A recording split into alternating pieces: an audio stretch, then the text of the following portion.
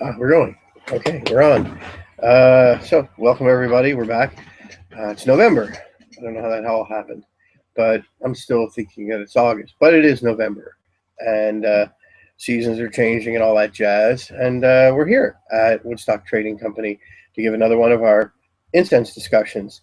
Before we begin, I guess some basic stuff. Our next one, as we'll start now with all that, is going to be is going to be on December 11th, also at 5:30. I'm trying to do these at 5:30. So if you want to come join us, certainly please do. It's the more the merrier. This way, you get an opportunity to really see what these fragrances are really like. I mean, I can describe them as well as I can, but there's still certain limitations, of course. Also, as we're going to be going through these fragrances, some of these might intrigue you, or some of the descriptions you might find interesting, or just if you wanted to get some understanding of some of the incenses we have, we do send out samples. So do yourself a favor.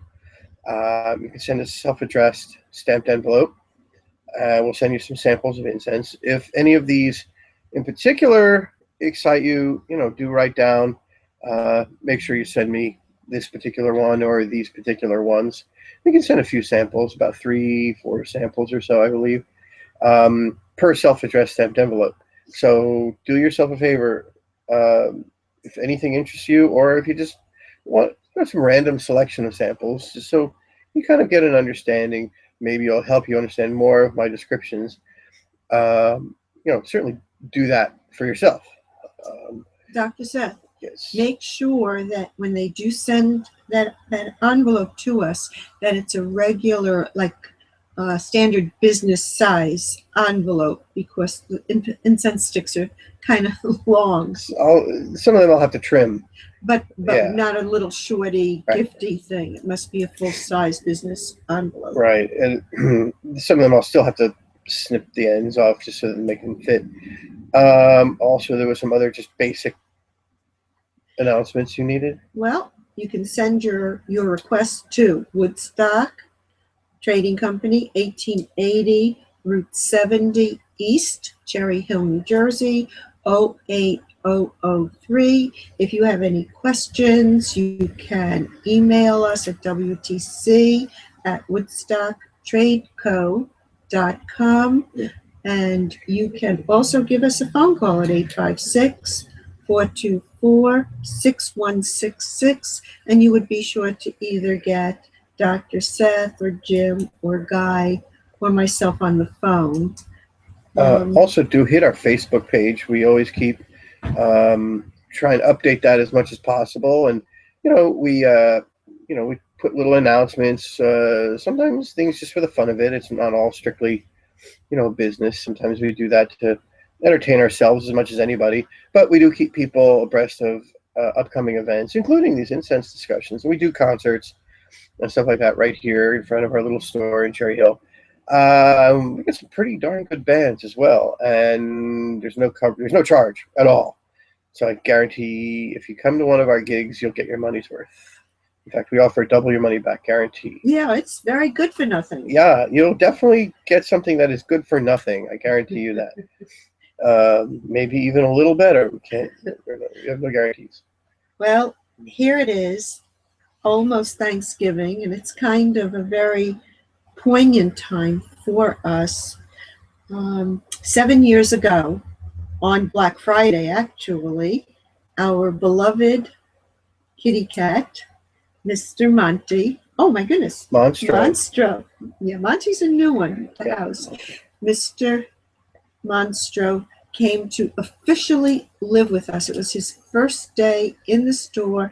He was so teeny tiny, we had to keep him in what we called the condominium. The condo, right? And talking about Thanksgiving, just to let you know, Woodstock Trading Company will absolutely not be open on Thanksgiving. We're really very upset with the trend of using this American holiday, a time when families should be together, to force people to work and to make it that it is just a buying time. It really is a time for family and to enjoy families to be together, and hopefully everyone out there can share that experience of having your family together for a wonderful repast and dinner and everything else that goes with this holiday. Yeah, part of what we really liked about the holiday Thanksgiving is it's maybe one of my favorite, if not my favorite days of the year.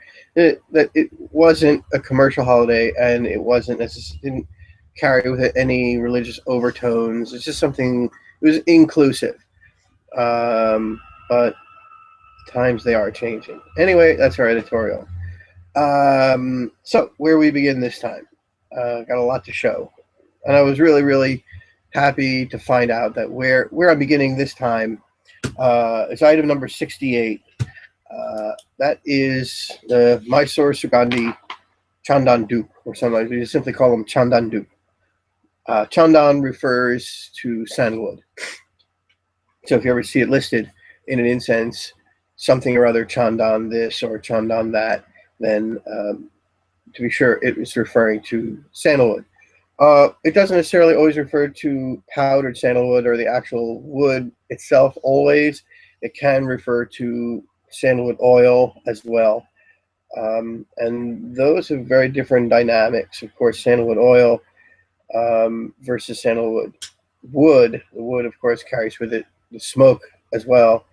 But it's obviously going to be, it's going to be smokier. It's going to be drier, more complicated.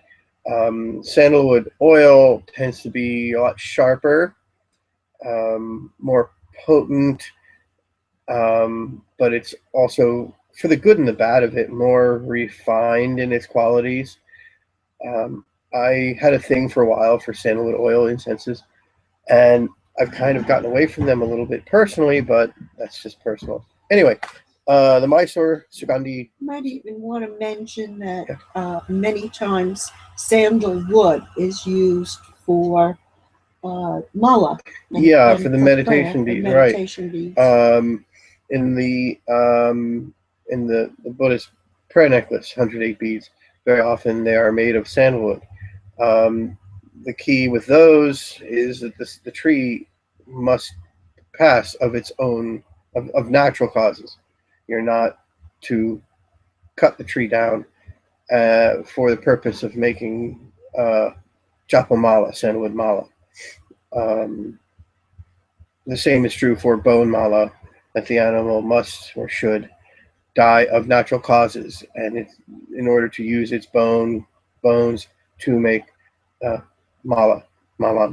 Anyway, there are these. I remember the day I discovered these. I was fascinated because I saw this box, and it was the original ones were kind of put that way up there. Were kind of a pulp paper box.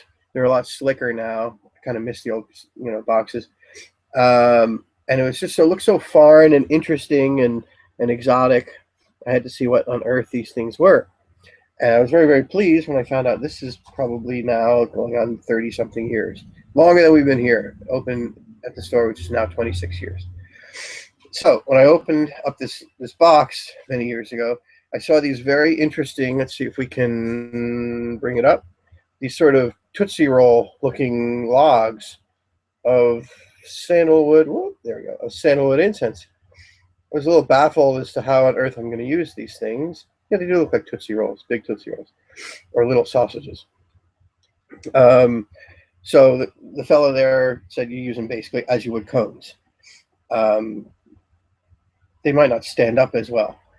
So usually I'll put it on a bed of ashes or sand or kitty litter, just something that will allow it to stand. But usually they do stand. Now, when you first light these, we'll bring the candle over this way. So when you first light these, so if you have a cone burner that's a little bit taller, these things are excellent for that. Now, they're pretty much a pure sandalwood. They're slightly sweetened a little bit. I used to have a cone that was pretty much identical to these, the Lakshmi sandalwood cones. Can't get them anymore. Most unfortunate. But I think these are a little bit better anyway. Okay, they take a little bit of time and a little bit of effort to light. So you got to be a little patient. And there we go. Now, when they start off, they put off a significant amount of smoke. And when it first starts out, that's as strong as it'll ever be. As the blackened portion of it fills in with ash, the volume of smoke diminishes considerably. Until then, this is sort of my favorite time. It's like right after you light a cigar, this is when it's sort of at a certain potency.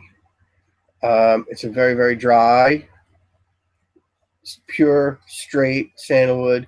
Well, it's not completely dry. It is slightly sweetened, but it's not a sweet sandalwood. We have discussed superb sandalwood and precious sandalwood in the past, and those are considerably sweeter sandalwoods.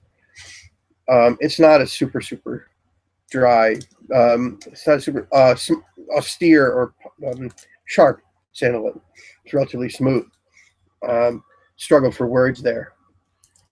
Also, if you sure. do not have an easy way to utilize some of these logs, one of our very artsy people put together a little kit, and it's already gift wrapped. Right, yeah. And it's $3. And what Right, it is, it has a little clear glass votive holder with some sand, and it also has a sample in there of a fragrance. I think it's Padmini dupe. It's a dupe stick, and I think he has some of them here. Something as very well. similar to very it. Similar. Very similar. So you have a whole kit. It's a nice hostess gift for like Thanksgiving dinner, and it's only $3, and it's all gift wrapped and set to go, and you can use a lot of these odd shaped cones in them, and it's very, very easy to use. So this gives you an idea. This is pretty much, does that help? No, it doesn't. This pretty much is the maximum amount of smoke in terms of volume per unit time that it's going to give off. It's pretty much peaked, and it's ready to start reducing the volume of smoke. Fragrance itself changes after it's hit that peak, and it kind of eases up, and it's not nearly as smoky, not nearly as sharp a fragrance. That said, it does put out a considerable volume of smoke. If you have smoke alarms, this one could be an issue. It's possible. Another advantage to these little logs, and they're flat on both ends. Right after I get them lit, I'll put a little grain of frankincense or a resin right on the end, and it kind of gives you a little bonus. All right, it's something I do, and that'll give off even more smoke, much more smoke. We have to be careful. We have fire alarms here, and they're directly wired to the fire department. And if they go off, the fire department will come here. We can't call them and tell them we just messed up and we lit too much incense. This does happen, particularly if we're using resin-based incenses. Okay. Also, this particular fragrance, I had no idea how difficult this was going to be to get again. When I ran out of this fragrance, I just called to order, la-di-da. And, they didn't laugh at me, but they were like, "You're kidding, really? You're trying to order this?" And I'm like, no, this is a staple item for me. It's got, people buy these by the dozen. I have more than a few individuals who buy this particular fragrance by the dozen. And they're $2.50 a box. And so they're like, "Oh yeah, no problem." And so when I called, and they were like, I don't think so." And I'm like, "Well, when?" And they're like, "We have no idea when we're going to get this again." So I started doing some research on the internet, maybe to find out why, or maybe to find another dealer or whatever. And I saw that, one, I couldn't find any wholesaler who had my source Sugandhi Chandan dupe. But I realized all of a sudden that all the other retailers, because I would have just bought some to service my customers, they themselves did not have any either. And I'm like, wow, son of a gun. There's some kind of a shortage of this stuff. And I realized that after somebody placed an order for, I don't know, about 30 of these. And I was like, oh, okay, I'll place an order for like 6 dozen. And I realized I didn't have any, and none was to be found. And then I got super, super lucky, and I found somebody that had a stash of these, and I ordered, I think 6 dozen. I got 3 dozen. I still have some left. When I go to reorder, hopefully I'll be just as lucky from this guy. And then I realized that I had no idea how unusual or exclusive an item I had, because we don't get often exclusivity. It's not our thing. I think it's highly overrated. But when people found out we had it, it was like, somebody popped a cork. And so we still have some of these left. I'm in the process of trying to reacquire them. So, but, so anyway, if it's a fragrance, if this is one that you've had and you've liked, or you're intrigued by the description, we have some things to show you. One of them is, let me get the number here. It's relatively new for us. This is number 29. Despite the old number, it's still a relatively new fragrance for us. This is Black Moon Sandalwood. One of the things about this fragrance that especially intrigued me was its similarity to another incense that I would show you if I had any left right now, but I will get. And the other one is called Schroff White Sandal. Beautiful, absolutely one of the elegant, gorgeous fragrance. This is practically a clone, and I wouldn't even be surprised if, when they were creating this fragrance, whoever it was trying to create a fragrance very, very similar to Schroff White Sandal. Okay, so what is it that we have? It's a straight up sandalwood powder. You get that fragrance going for you. It's a very dry masala incense. Masala, that is an incense made from solid ingredients. Generally, masala incenses are dry, not terribly sweet. There are exceptions to that rule. But they're not oil-based, and they're not liquid-based. Okay, so what do we have? Relatively dry, relatively light, super clean, very warm sandalwood, to which there is a slight addition that really, really warms it up and kind of toasts it up. And that is a hint of something akin to acacia or cinnamon that really rounds this fragrance out just gorgeously. There are other findables in the background of this fragrance. The first thing you'll notice after the sandalwood is something like cinnamon that gives it a nice, warm, homey, indoor, autumnal, or even wintry quality, which is really why it's great for right now. It's also one of those fragrances that you can use during meals. Some incenses you really best avoid, I would imagine, particularly florals. Things of this nature are best avoided during mealtime. This one here is very hospitable and very warm, almost culinary. Has a little bit of that sort of cinnamon toast, a little bit of that. There's other things, for example, something in it slightly peppery, almost like white pepper, and cardamom. I'm picking up something in there akin to cardamom, which if you've never used cardamom, it's a very bright kind of lemony fragrance, I guess, or flavor, if you're using it that way. It's a super, super, super clean, warm, genuine, hospitable fragrance. Schroff White Sandal is very, very similar. It's nearly identical. Dr. Seth, yes. Oh, wow, really good. Oh, yeah. Fantastic. What everybody's hearing is probably about 5 seconds delayed. Oh. Someone was asking if the masala that's in the incense is the same as what you find in Indian food. Yeah, okay, very good. Right. The term masala, that's a really good one. Whoever wrote that, thank you. I think it's a music kit. Oh, the username. Music kit. It sounds very familiar. Anyway, I'm really bad with that stuff. Yes, the term that they use for masala incenses, its derivation is in fact the same derivation that you would see the word masala in Indian cooking, and it's generally refers to a mixture of spices.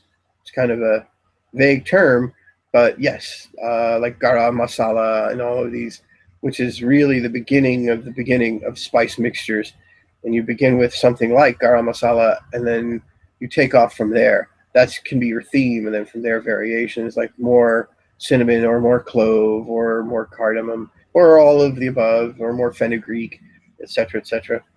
Yeah, that is true. So the term will be used for masala incenses as incenses that are a mixture of solid ingredients. Yeah, there are masala, I guess, in cooking that may contain some liquids, I guess.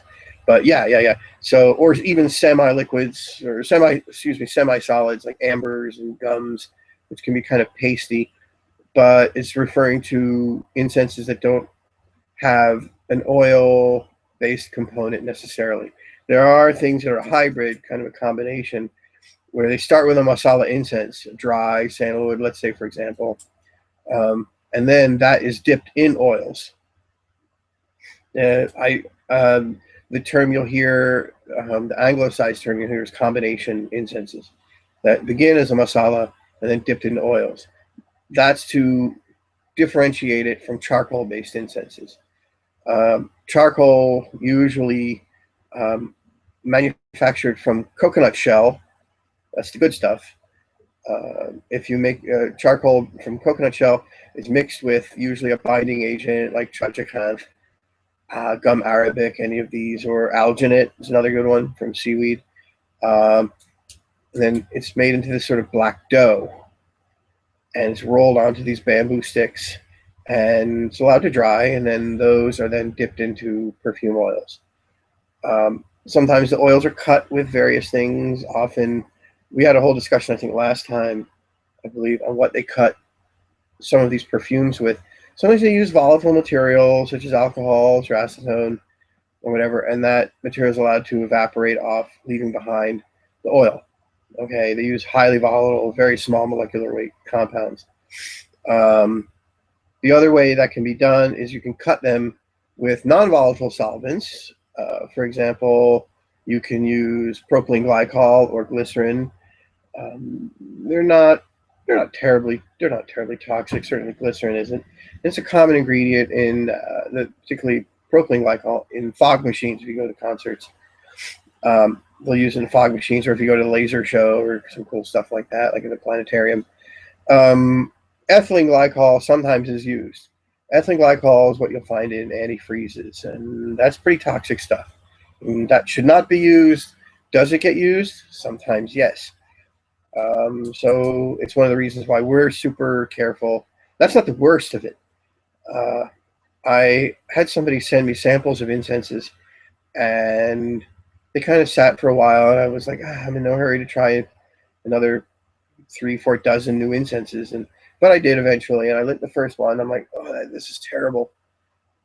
It smells like burning motor oil. I'm like, okay, let's try the next one. I lit the next one. Also, it smelled like jasmine and burning motor oil. I'm like, that's horrible. Try the next one that smelled like sandalwood oil and burning motor oil. And I'm like, okay, this is not good.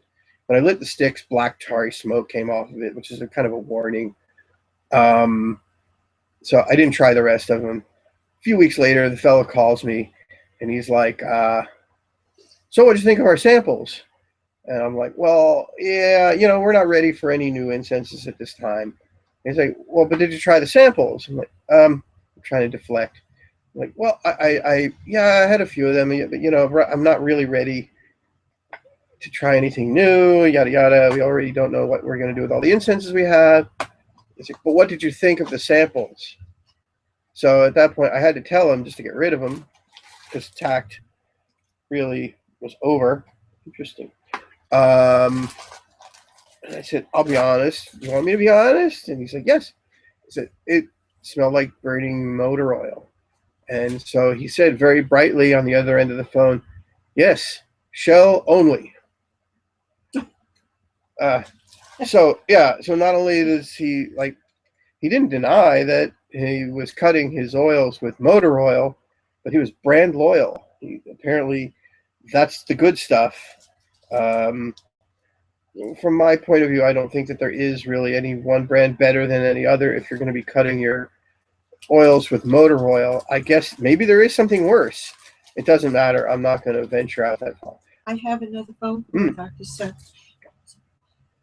Patricia called and said one of her friends who lives in our area picked up one of your handmade incense burner bowls. Yeah. That's one of these guys. And she says she's found out that you are an exceptional ceramicist, that you have thrown those on the wheel and have glazed them yourself. And she lives out in Detroit. Is there any way for her to get them? I believe you have some of them. I think are some on Etsy. Yeah. Do we have some of these on the one of a kind in our website? Oh, we might just. Not yet. They will be going up soon. Etsy? We have any on Etsy at this point, or nothing on Etsy? No. Oh, okay. Oh, the Etsy one sold, but if you Or go Betsy. to our website in the next little bit, Woodstock Trade Co. No, it's Woodstock Trading Company, and you will be able to see some of Dr. Seth's bowls that are all handmade, one of a kind. Incense. And they are absolutely gorgeous. Right. We matched today. Oh, I know. yeah, I don't. Look at you. I don't really coordinate very often. I'm very. Yeah, but they are really beautiful, and they are all one of a kind. Well, because I lack the skill to make two of them the same. You don't want to do right. that No, anyway. it's like, that's my excuse. It's like, oh, they're all so different one to the other. I'm like, oh, well, certainly I'm an artist. I'll never do the same thing twice. The truth is, even if I wanted to, I really couldn't. But So they are that's, really that's the beautiful. way I They're cover up. high-fired, and they are. Yeah, they're stoneware. They're stoneware, and they're really beautiful. Yeah, I stick to only one clay for the most part, but I will try some other clays. But I pretty much do stoneware. It's like Cone 6 stoneware. They're just beautiful. You know, not super high fire stuff. So this is the Black Moon Sandal. Gentle, warm, clean, slightly sweet. Cinnamon, cardamom, a little bit of spice. Very, very good indoor. Very nice autumnal, wintry kind of thing. I have a Japanese incense, which I was going to bring over and show you. That bears some similarity to this called Kinkaku from the Shoido Corporation. Maybe what we'll do is when we get to Kinkaku, I'll come back and I'll show you this one again. What's the number of Kinkaku? I don't know. I know. I mentioned it. It's listed as under K for Kinkaku. Wait up and I'll get it. I know. We'll get that number for you. Also, while she's looking, scissors. It's number 180. 180. Okay, from Shoido Corporation. And it's $5 for the packet. I mean, as far as Japanese incense companies, Shoido they're very, very diverse. They've tried some really exciting and new things. I remember speaking to a representative from another Japanese incense company, and they have a fun little gentle rivalry, which really, and it's almost like how you roast somebody. They love and respect each other immensely, but they love to take little humorous shots at each other. And so one of the fellows from another incense company, another Japanese incense company, I mentioned a fragrance they make, and I didn't know it was them that made it. I thought, and they're like, oh yeah, that's from Shoido Corporation, Chairman Hata. We really, really like what he does. He's very, very, his work is exciting. So much for maintaining and preserving the Japanese culture and the ceremony of Kodo and all of that. And but he said, but they're relatively new and relatively young, and they show a certain kind of impetuousness, and they're learning their voice, and and finding control with and balance in their fragrances. So we appreciate their relative newness, and we find their voice very refreshing in the way you would find in a child. And I'm like, really, how new are they? I mean, I thought they'd been around a while. And he says, well, something like 350 or so years, something like that. I'm like, oh, right, exactly. They don't know what they're doing yet. They've only been around for 350 years. They're just beginning. They're wet behind the ears. They're only like, I don't know how many generations that is. But yeah, they'll figure it out, because this company, the other one, I'm not going to say, but I mean, they have a fragrance that's been around for over 900 years, and they claim it has not been changed at all in all that time. Hard thing to prove, of course, because the people that first used it, they're not speaking, unless you know a very high level cleric. So we're going to show you also, if you like Mysore Sugandhi Chandandu, one of our classics, classic of classics of classics, one of our best. Absolutely, get to the point. I know. Kasturi Chandan, number 38. This is absolutely one of our favorites. We love the stuff. It is just magnificent, beautiful. It doesn't contain real kasturi, and if you want to read something kind of, I guess, icky, read about kasturi. Kasturi is often how it's spelled. It's a material from the anal glands of some beaver-like creature, and its use, surprisingly, is not that uncommon, or wasn't that uncommon, in not only perfumes and incenses, but also in confection. It's actually used in making like vanilla-flavored candies. I know. It is yuck. It is yuck. Perfumery has some really weird and sometimes dark stuff. All right, the ambergris story is a really good example. That, I mean, not only was it partly responsible for pretty much wiping the sperm whale off the face of this earth, but if you've ever actually encountered or experienced a hunk of ambergris, you would really, really wonder what would possess a person to consider that this might have function in perfumery. It's a nasty, greasy gob of rancid smelling pasty gunk that is just undescribably unpleasant. And some genius somehow in some way figured out a way to make it function. And once it's cleaned and refined, there's no smell in the world like it. It's absolutely magnificent.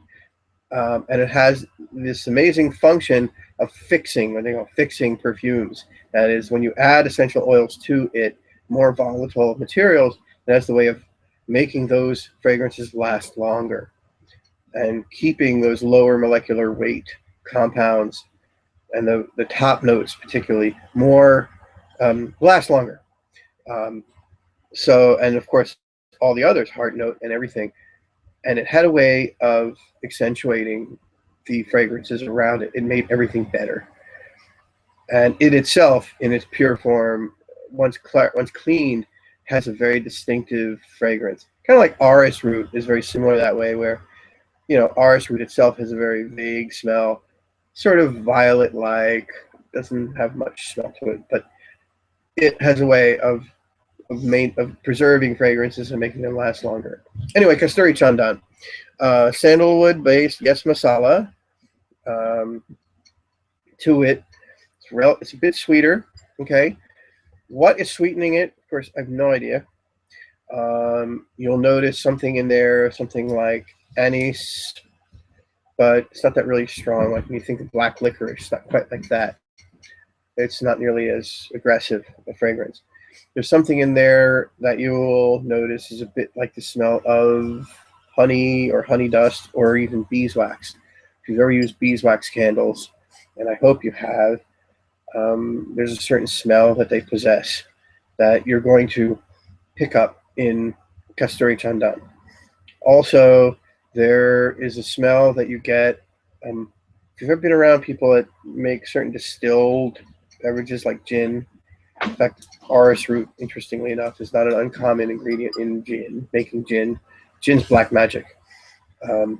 You'll smell something in here like dried orange peel, dried orange rind, or bitter orange peel a little bit. There's a slight citrus note. It could be frankincense altogether, and it may not be citrus. I doubt it is citrus. Citrus, for some reason, as incenses, citrus oils do not respond very well to that kind of heat. Once ignited, they kind of produce an unpleasant smell. And if you've ever seen a trick where in bars, when they take the lemon peel and they light a lighter or match and they squeeze it through and it flames up, it's show. Actually, they'd be better off not flaming it up, and you'd get a much more lemony fragrance. or flavor.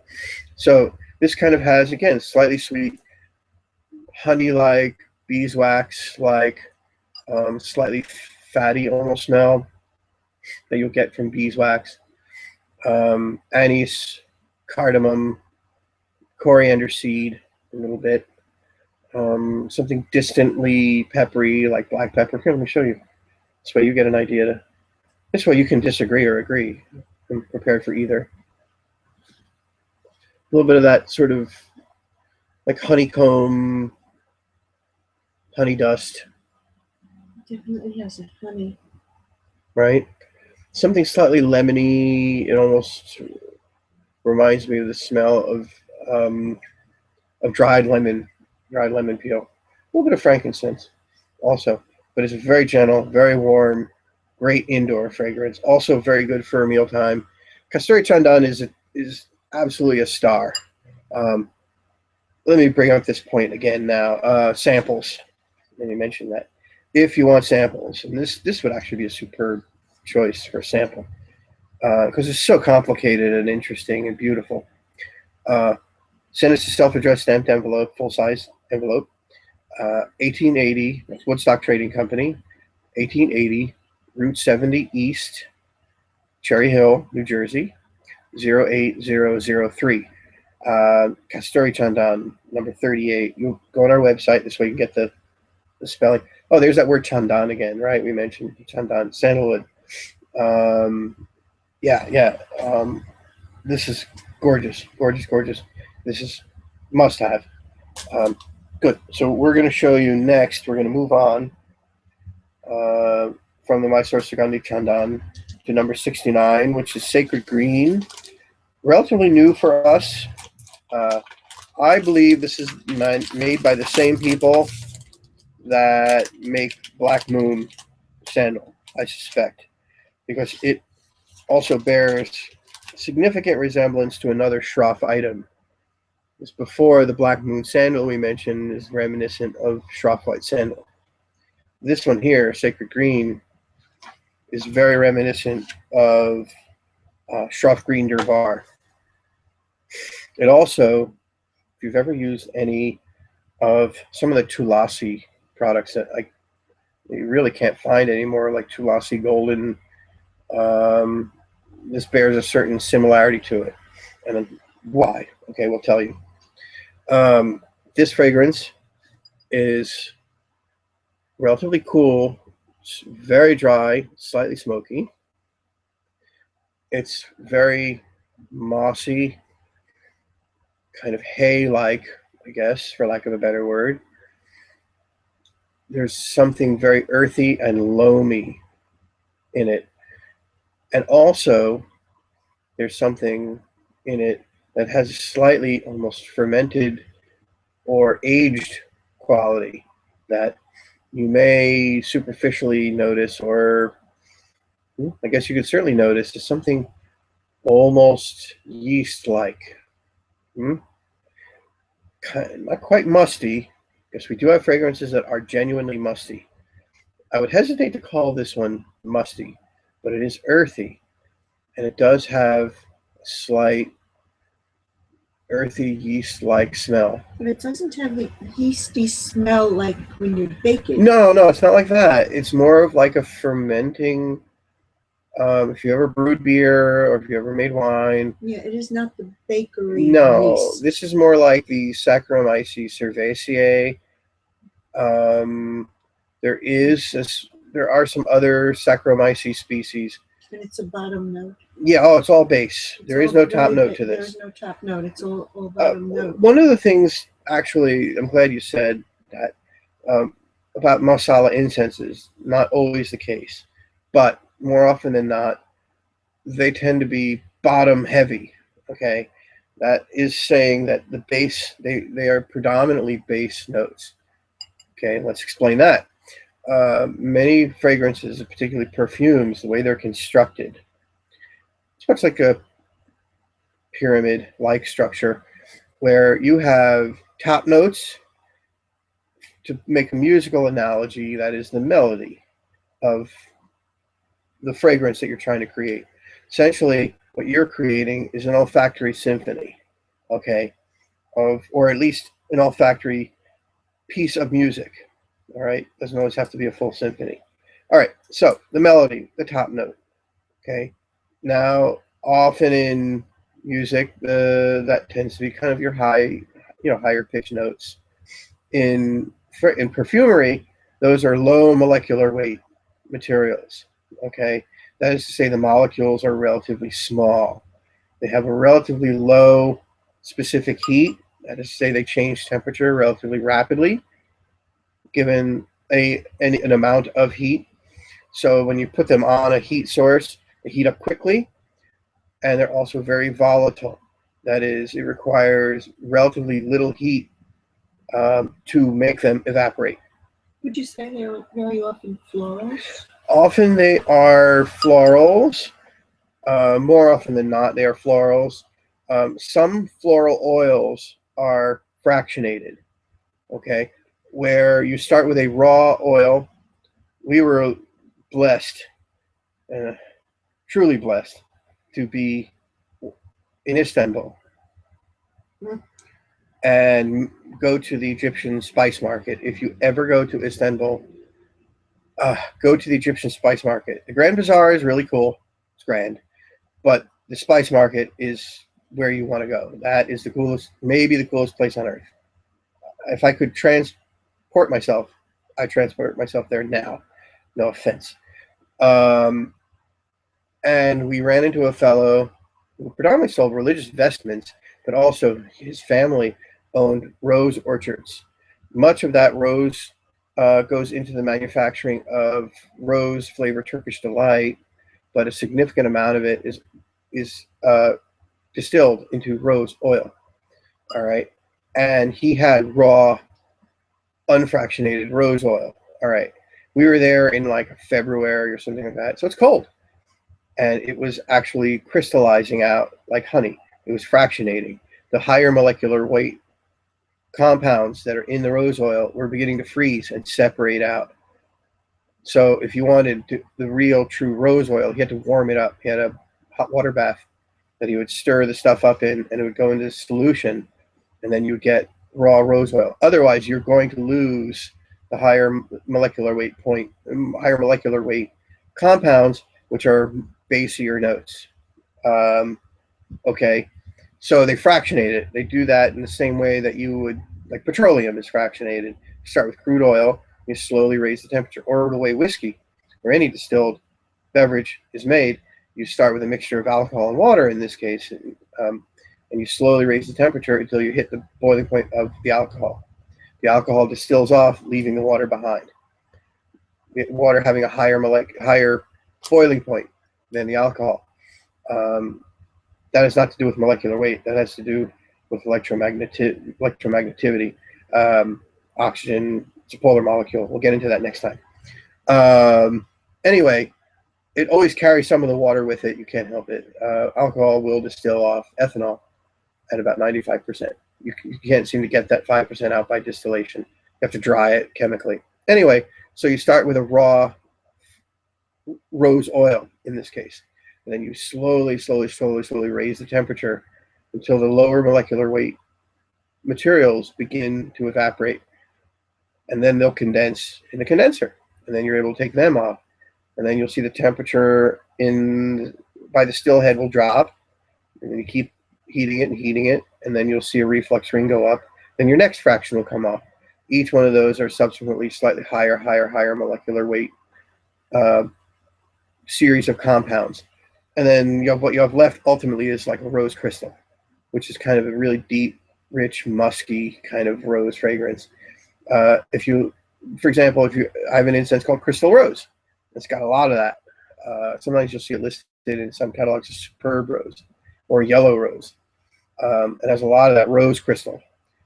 And it's a charcoal mixed with rose crystal, and it's deep, musky, not what you think of your typical rose fragrance. Send for a sample. Yeah, it's Crystal wonderful. Rose. Crystal Rose is one of our best. Delicious. Somehow we got off track, but that's okay. This sacred green. I know this. So we never get as far as we want to. I just keep an eye on the time. Okay, 6:14, 6:15. So anyway, it's very, very similar to Schroff Green Durbar. It's a meadowy, mossy green fragrance. It's a hint of frankincense in it, which really kind of cleans it up. Um, Sacred Green is different from Schroff Green Durbar, that it has that slightly a bit more earthy, sort of yeast-like, for lack of a better way of describing, fragrance. It's a bit more earthy than Schroff Green Durbar. I'll show you Schroff Green Durbar also. And I suspect, again, this was an attempt maybe by somebody to duplicate Schroff Green Durbar. It's very possible. What is that? That's the Sacred Green, number 69. And what are you showing me? I'm going to show Schroff Green Durbar next. Number 40. Yeah. Schroff, I mean, they've been around a long time, and they make amazing fragrances. They're amongst the first incense companies that we've purchased things from. So I suspect somebody was trying to create something akin to Schroff Green Durbar. I think they did a really good job. I think they created something that definitely parallels it or is somewhat congruent to it. I hesitate to call it identical, and I'm glad, because now I got two excellent fragrances that bear certain similarities but enough differences to each other that if you like one, you'll like the other one probably equally but differently. This is Schroff Green Durbar. This was what I suspect was what the inspiration for Sacred Green was. Immediately, you'll notice a difference. It's mossy. Yeah, it's mossy, meadowy, green, cool, but it's certainly a lot less smoky. It's a lot less aggressive. It's a much more refined fragrance, which doesn't necessarily mean better. It just means a more refined fragrance. It has a little bit more lingering. Yeah, oh yeah, that's from frankincense. It lingers. Yeah, this also contains a note of frankincense, a lemony kind of quality that you'll pick up, or like bergamot. This also has a little bit of that cinnamon note that you got from when I mentioned the Black Moon sandal. That Schroff White sandal also has that cinnamony note that this also has. Very subtle, a bit more subtle than Schroff White sandal, but it's noticeable. It also has a scent to it, like teak wood. If you've ever smelled teak wood, it itself has a certain interesting feel to it. It's very waxy, kind of oily, waxy feeling to it, which is why I suspect it was used for the decks of ships. I think the Navy used teak wood, which is wonderful because it repels salt water, it repels water, but it's flammable. So that was an unfortunate thing if they drop bombs on you, incendiary bombs, that your deck is made from Do they use stuff wood. like that for bar wax to make it water resistant? I don't know. That I don't know. A lot of bars now are all Formica, and the old ones they used to cover in copper. There's some wonderful bars that we've been to that have copper Ripley bar tops. There's a great place in San Francisco we used to go to. There's furniture. They boast of having Teak wood, yeah, furniture. bar wax. Bar, I don't know bar wax. Yeah, I don't know that. Bar. But teak wood furniture, of course, I mean, that's going to last forever. As long as it doesn't catch fire, it'll last forever, and it resists bugs, and all that kind of thing. And it repels water. Yeah, it does repel water. It's waxy. Yeah, teak wood is waxy. There's one incense that I wish I could get called Ganga, which is very, very very fatty smell to it that you get when you burn teak wood. It's an interesting kind of, again, like a beeswax kind of smell to it. It's almost musky, almost like animal fat-like smelling. This doesn't quite have that quality, but you'll notice something in here, that cinnamony, slight teak wood quality to it, slightly fatty smell to it. It's more like a vegetable wax. Again, almost like a beeswax, which is it is an animal fat. I guess it is. Yeah, it is an animal fat. It has to be. So there is some of that, but it doesn't smell like a beef fat or something like that. It smells more like the scent of of a candle, a beeswax candle. That I am getting, which is quite noticeable in the Kasturi Chandan, but I never noticed it in this before until now. These discussions Really make you think are about important, not just to give me an opportunity to explain these fragrances, but I'm around these fragrances all day. Um, more, I'm around them more than I'm not, and I have the tendency to fall into a trap. And pretty much 90% of the incenses that I use during the course of the day are only 10% of our selection, and that's unfortunate. Um, every once in a while, I will rediscover a fragrance, but this is more beneficial probably for myself than anybody else. And it gives me the opportunity to really, really delve into these fragrances and really, really listen to them carefully. Listen, I use that word. They're Japanese, the translation to actively perceiving a fragrance only best translates out to the word listen to a fragrance. You can passively enjoy them as you would listen to a piece of music. But when you have to tell somebody what is this piece of music like, you then have to really, really think about it and analyze it, and listen to it super carefully and break it down into its components. Much as you would have to describe, if you've ever done a wine tasting or anything like that, and have to be able to tell somebody, what is this like? Somebody's never tasted it before. You really have to delve into it I and have break a it phone down. call, sir. Yeah. I have a phone call from Montana, actually, and Derek said to tell you that he always thought of incense just being a covering agent for God knows what, Mhm. and he really has appreciated the talks. This is the fourth one he's listened to, and he really wants to thank you for opening his mind to the fragrancing and the use of fragrances and the moods and all the subtleties that go into a little stick of incense, fairly inexpensive, that just sets a mood in his residence. Mhm. And when he does meditative activities, he has been able to choose fragrances, and he just wants once again to say thank you. There is a lot going on in these fragrances sometimes. And even the simplest of ones, when you take your time, and start thinking about them, there's a lot going on. And that's why I look forward to these. And I'm almost a little bit apprehensive about them, because now I'm going to have to start really, really thinking about fragrances, particular ones that I really haven't thought about that much. And I'm put now in the position where I have to be able to describe them to somebody that can't smell them. Mhm. And it's an intimidating project. Some incenses more than others. Some of these incenses I've skipped completely because there's just no way I can do it. Particularly the Tibetan incenses are really daunting and difficult, because when I start to describe them, they're all going to kind of sound the same. Cedarwood with spices like cinnamon and clove. And then this one here is sort of like cedarwood with spices like cinnamon and clove. And then this one is kind of like, well, it's got cedar, and then there's clove and cinnamon. But they are different. So, so I've skipped some incenses, and forgive me, but so I'm always a little nervous about these talks, as much as I look forward to them, because I'm really put in a place where now I have to really, really analyze these fragrances and think about them carefully and delve into them, when these are fragrances that I have simply passively enjoyed.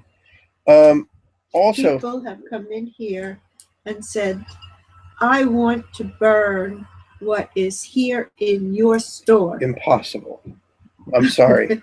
But we've been, okay, we moved, we were in it upstairs. It was like, you would have loved the upstairs, like shopping in a submarine.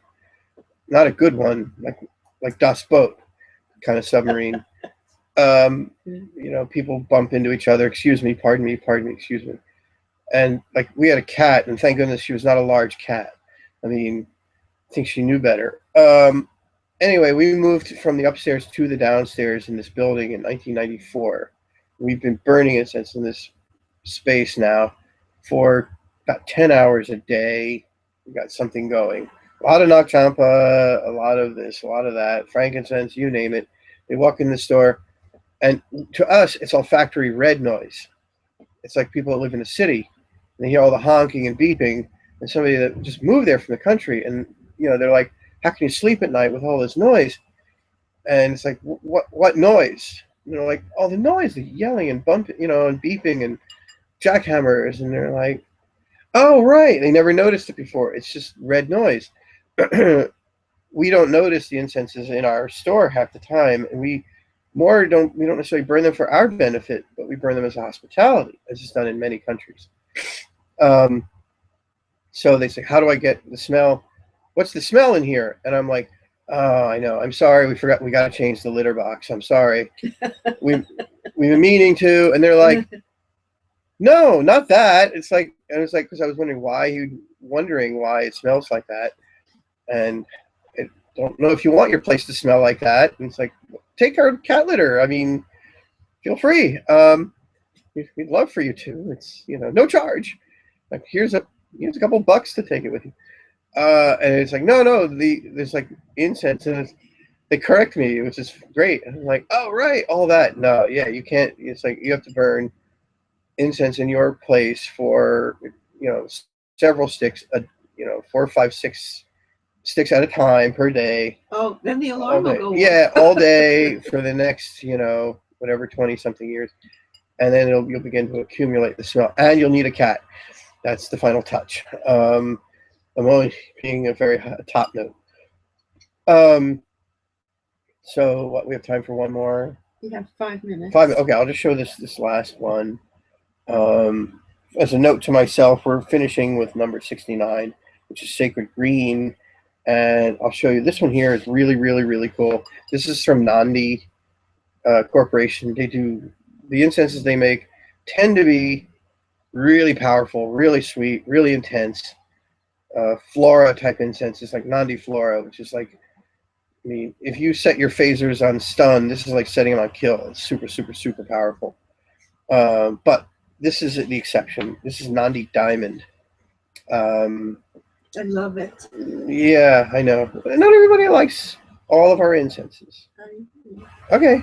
Nandi Diamond, if you like Sacred Green, there's a good chance that you're going to like, okay, not everybody. That's fine. You have to handle rejection. It's part of the business. It's very acrid. Okay. It is a somewhat aggressive fragrance. Super dry, somewhat aggressive. What she's picking up as acrid, I pick up as very bright and peppery, kind of like white pepper. If you've ever used white pepper in cooking, particularly the Asian white pepper that's used in Chinese. If you ever had like hot and sour soup, it's a key ingredient in hot and sour soup. Hey, great, wonderful. Everything going good? Nice. Enjoying your blackcurrant bears? Yeah. Anyway, so I perceive it as bright, peppery, white pepper, a little bit camphorous. Some of the Chinese white pepper also has kind of a camphorous note. So this is not a fragrance for people that like sweet stuff. Here we'll get another opinion. Very, very dry, bright, peppery. My mom doesn't like it, but that's cool. She's picking up a very aggressive kind of acrid note, which I don't really perceive. The Okay. only aggressive person here should It is be smoky. me. And it's sort of like white pepper to me. It reminds me of white pepper. A little bit curry-like, a little bit of that tikka masala vibe going A on. little bit, yeah. It's got kind Okay. of like a. Do you like it? It's not bad. Something slightly roasted. It would grow on me. Okay. I get the roasted. It's kind of burnt. There's also, you know what? something- I'm now picking up something almost malty. Yeah, there's kind of like a natural. There is a malty grain, almost grain-like there's quality like a- about it. an I've never organic noticed that matter before. kind of Oh, fragrance here, that's in there. cool. I'm glad you said that because we're going to show you this then. Good. We're going to backtrack. We have 5 I know we have minutes. here. We No, 3 had 5 minutes 5 minutes We ago. have 3 minutes. If you like that sort of organic matter vibe, well, you didn't say you did, right? I don't Okay. hate it. It's growing on me. Get used to organic matter. Your world is going to be Right. organic matter. Somebody is becoming a mommy, and being a mommy, organic matter. See, now I like that better. Yeah. Okay. It's mossy green. That's the sacred green. If you've ever used sacred green or the Shrub Greener bar, which I think this is an attempt at creating a clone of. And it has that yeasty almost smell, right? It's like earthy yeast. Don't worry, you're wearing gray. Ashes are. It is. It's that really earthy kind of. Yeah. 2 minutes. It's like you've tumbled up earth, Yeah. right? A little bit, but it's not like patchouli. That it's not like that. But it's kind of a meadowy, mossy. It's not. I'm not gonna say swampy, but it certainly has that green quality about it. All right, so we're gonna end. 1 minute. Any samples? If you need anything, hang on. Woodstock Trading Company. Send us a full self-addressed stamped envelope. 1880 Route 70 East, Cherry Hill, New Jersey. Check out our website, Facebook, and our next. Facebook is Woodstock Trading Company. Okay, there you go. Imagine that. And our next discussion is going to be December 11th, and we're going to pick up with item number 70, which is Satya Tufan. All right, I'm mostly leaving a note for myself. Number 70. 70 is Satya Tufan. Comes in these really nifty, funky orange boxes. This one was a challenge to find stuff too. So I got a stay of execution of a month or so to find good matches for this. So anyway, Thanksgiving, enjoy however you enjoy it. If it's with your tofurkey or the regular, your tofurkey people, rocking that stuff. It's actually better than it sounds. So good. Yeah, it is good. So go do that. Your cranberries and all that kind of cool Jim, stuff. you can have Thanksgiving off. We're giving our employees Thanksgiving off. Yeah. With pay. The goodness. With pay. We're so good. I know. It's just, Where's the thank you? Where's the thank you? I know. You are. We're not in the mall. All you mall guys.